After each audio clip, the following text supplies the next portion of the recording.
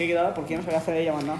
Venga, vamos a empezar, vamos a ver un movimiento ondulatorio, ¿vale? No vamos a tardar tampoco mucho tiempo, ¿vale? Vamos a hacer un resumen. Mirad, la diferencia que nosotros tenemos con respecto al movimiento armónico simple es que en el movimiento armónico simple estudiábamos una partícula y aquí vamos a estudiar millones de partículas, ¿vale? Imaginaros que nosotros tenemos una cuerda, ¿vale? Que la activamos. Este punto sube y baja continuamente. Este punto sube y baja continuamente. Este punto sube y baja continuamente. O sea, un movimiento ondulatorio, ¿vale? Son millones y millones de armónicos simples, ¿vale? De hecho, bueno, realmente este punto ya veremos y este punto básicamente están repitiendo, se están haciendo exactamente lo mismo. Si queréis podemos llamar, ¿vale? A esta posición de aquí, la podemos llamar igual a cero. Todos los puntos van a subir hasta una cierta altura, a la que llamaremos amplitud, y bajarán hasta una cierta altura, a la que llamaremos menos amplitud, ¿vale? Y la ecuación de un movimiento ondulatorio es un poquito más las penas más difícil, ¿vale? Porque es así. Y es igual, y ahora vamos a explicar lo que es cada cosa, a la amplitud, aquí se puede poner seno o coseno, y aquí se ponen más términos, se pone omega t menos kx más phi sub 0, donde vamos a ir poco a poco explicando cada una de estas cosas lo que significa, ¿vale? Venga, empezamos, ¿vale? La t, por supuesto ya sabéis que la t es el tiempo, ¿vale? A nosotros nos van a preguntar pues, qué ocurre a los 2 segundos, a los 5 segundos, a los 7 segundos, a lo que sea, ¿vale? La i es la elongación o la altura, como vosotros queréis llamarlo, ¿vale? Pero fijaros, ahora tengo tantas partículas, tengo esta partícula, tengo esta, que cuando me pregunten la altura me van a preguntar ¿de qué partícula? Pues me van a preguntar de la partícula que está a 1 metro del foco, a 2 metros del foco, etcétera, etcétera. A lo mejor esta partícula resulta que está a 1 metro del foco. A lo mejor esta partícula de aquí resulta que está a 2 metros del foco. Con lo cual, X es la distancia desde el foco de la partícula por la que nos están preguntando. Es decir, nos van a decir, cuando hayan pasado 3 segundos, la partícula que está a 7 metros del foco, ¿qué altura o qué elongación tiene? ¿Vale? Con lo cual, nuestras 3 incógnitas fundamentales van a ser la T, que es el tiempo, la X, distancia hasta el foco, y la Y, ¿vale? Distancia, ¿vale? A la que está del foco, la partícula, y la Y, que es la altura que tiene esa partícula. ¿Esa es la velocidad de propagación? No, aún no hemos empezado con la velocidad. Esto de momento es la posición. La Y es la posición. O sea, nos van a preguntar, ¿vale? Nos van a decir, la partícula que está a 3 metros del foco, o sea, esa, cuando han pasado 8 segundos, ¿dónde está? ¿Está más arriba? ¿Está más abajo? ¿Dónde está esa partícula? Pero nos tienen que decir qué partícula, porque como tengo tantas, me tienen que decir si es la que está a 1 metro, si es la que está a medio metro, si es la que está a 5 metros, cuál de ellas, ¿vale? Nos tienen que preguntar por una partícula, ¿vale? Y por supuesto en un tiempo determinado, y vamos a calcular por supuesto su altura, la altura que tenemos, ¿vale? Bueno, ¿qué es pues la amplitud? La altura máxima hasta la que suben todas las partículas suben hasta la misma altura y todas bajan hasta la misma altura, ¿vale? Exactamente igual que antes. ¿Qué es la W? Bueno, vamos a poner aquí, que luego sepa Javi lo que es cada cosa. La amplitud. ¿Qué es la W? Pues lo mismo de antes, la velocidad angular. También llamada, aquí a los profesores les encanta que la velocidad angular le llaméis pulsación. Esto es prácticamente exactamente lo mismo de antes. La única diferencia la tenemos en esta parte que tenemos aquí, ¿vale? En el menos kx. Ese menos significa que la onda, que es como, por decirlo de alguna forma, la energía que va recorriendo la cuerda, va de izquierda a derecha. Ese menos significa que la energía, que es justamente la onda, que es como la energía que activa todos los puntos de la cuerda y que hacen que los puntos empiecen a subir y a bajar, va de izquierda a derecha. Si la onda fuese de derecha a izquierda, esto en vez de ser un menos sería un mes, ¿vale? Y llamamos siempre K a una cosa muy famosa que se llama el número de onda. Realmente el número de onda es muy importante porque gracias a él obtenemos una cosa que se llama la longitud de onda. La longitud de onda es la distancia entre dos puntos que realmente están haciendo exactamente lo mismo, están en fase, están subiendo y bajando justamente a la misma vez. Es decir, cuando este está bajando, este está haciendo exactamente lo mismo, está bajando. Entonces llamamos lambda a la menor distancia entre dos puntos que están en fase. Este punto y este punto están haciendo exactamente lo mismo. La distancia entre ellos es la longitud de onda. Bueno, pues la longitud de onda se calcula dividiendo 2pi entre k, entre el número de onda. Entonces realmente el número de onda es súper importante porque gracias a él calcularemos la longitud de onda. No es importante por sí solo, ¿vale? Si no te lo da. Si no me da la K, pues me dará alguna pista para que la calculemos, seguro, ¿vale? Pues mira a ver cómo se hace eso. Venga. Bueno, entonces tenemos, ¿vale? W, velocidad angular o pulsación. K, número de onda. Gracias a él sacamos, por supuesto, la longitud de onda. Y phi sub 0, sabéis perfectamente que es la fase inicial, ¿vale? Vamos, todo lo demás básicamente lo mismo de antes. Y ahora, recordad que con la velocidad angular podemos sacar el periodo, que el periodo es 2pi partido por la velocidad angular. Y recordad que la frecuencia es la inversa del periodo.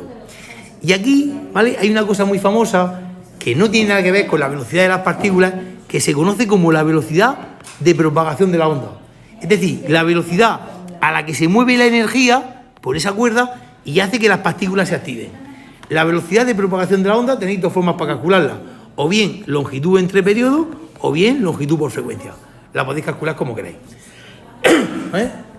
Venga, por ejemplo, ejercicio típico que nos podrían preguntar.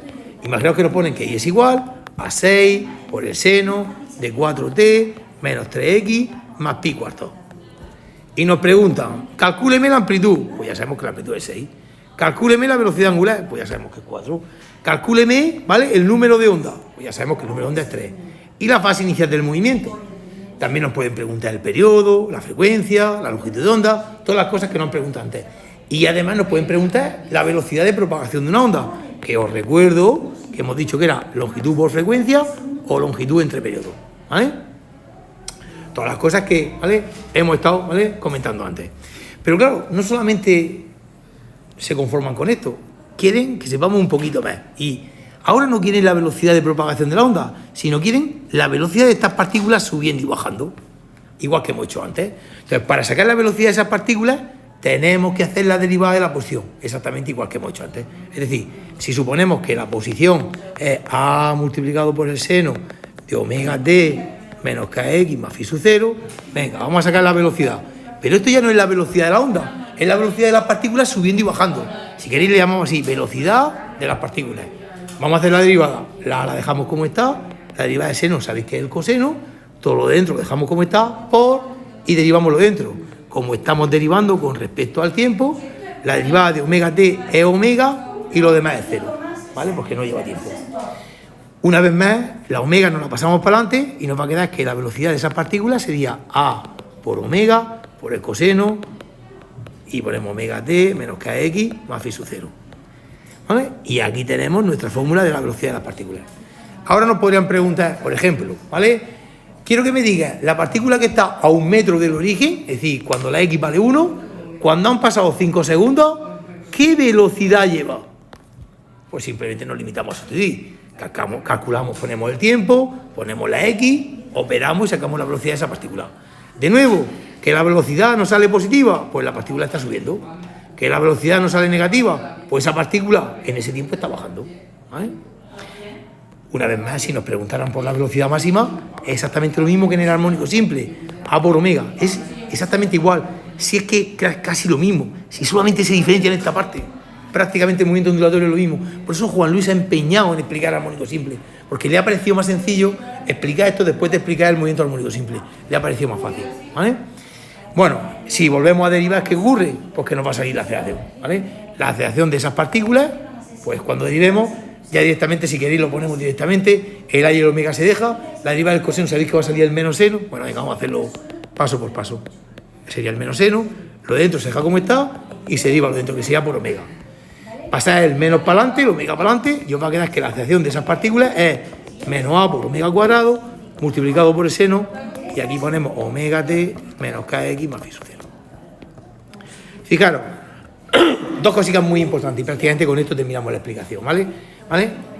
La primera, la aceleración máxima, exactamente igual que antes, ¿vale? Es A multiplicado por omega al cuadrado, ¿vale? Y, ¿vale? Fijaros que esta fórmula, de nuevo, se parece un montón, ¿vale? Se parece un montón, ¿vale?, a la fórmula de la posición. Así que nos vale lo mismo de antes. La aceleración realmente, acordaros que era menos omega al cuadrado multiplicado por la posición. Quedaros con estas dos cosas, que algo sobre esto nos podría preguntar, ¿vale? Por último, ¿vale?, y ya con esto termino, muchas veces nos pide que relacionemos las fases con los tiempos y con las distancias, ¿vale? ¿Y eso qué significa, ¿vale? Vamos a dar la fórmula sencilla para no complicarnos mucho la vida. Fijaros, para mí entre este punto y este punto hay una vuelta completa. Para mí, entre este punto y este punto, que dictan una distancia de la longitud de onda, existe una diferencia de fase de 2 pi radianes. O sea, hay ni más ni menos que de aquí a aquí hay una vuelta completa. Desde aquí hasta aquí hay solamente media vuelta. Habría una diferencia de fase, ¿vale?, de la mitad, de 180 grados o pi radianes, ¿vale? Lo de los nodos ya lo veremos después, ¿vale? Esos son las ondas estacionarias. Entonces, ¿vale?, yo quiero que aprendáis a relacionar las fases con los tiempos y con las distancias. Hay dos fórmulas muy, muy importantes. ¿vale? La fase siempre es igual a K multiplicado por la distancia. A mí me gusta llamarle K por incremento de X. Entonces, si por ejemplo, si tenéis la K y os dicen que dos puntos están separados 3 metros y os dice qué diferencia de fase hay entre ellos, pues ponéis en el incremento de X 3 metros, multipliquéis por K y ya os sale la diferencia de fase. ¿Vale? Y cuando alguna vez queréis relacionar la diferencia de fase con el tiempo, la fase también es igual siempre a omega multiplicado por el tiempo. Por ejemplo, puede decir, cuando han pasado 2 segundos para una partícula, ¿qué diferencia de fase tenemos? Pues ponéis vuestra velocidad angular, que la tendréis, ponéis vuestro tiempo, que son 2 segundos, y podéis calcular la fase. O puede ser que os dé la diferencia de fase y os pida el tiempo, ¿vale? Entonces son las dos fórmulas importantes de relacionarlo. Yo normalmente no lo hago así, ¿vale? Pero no quiero liar mucho. La fase era en radianes. La fase normalmente siempre en radianes, ¿vale? Se podría ver en grados, pero la gran mayoría de gente, ¿vale?, prefiere trabajar aquí, ¿vale?, con los ángulos radianes, ¿vale? No es muy complicado, ¿vale? No, al final son muchos conceptos los que hay en física y hay muchas fórmulas. Y eso es lo que hace esta asignatura realmente difícil, ¿no? Pero realmente los conceptos tampoco, si al final te haces 3 ejercicios o 4 de ondulatorio, no es ninguna cosa del otro mundo, ¿vale? Yo os planteo uno para que lo hagáis y empiezo con los demás a hacer lo que quieran de matemáticas. Venga, os pongo una ecuación. Bueno.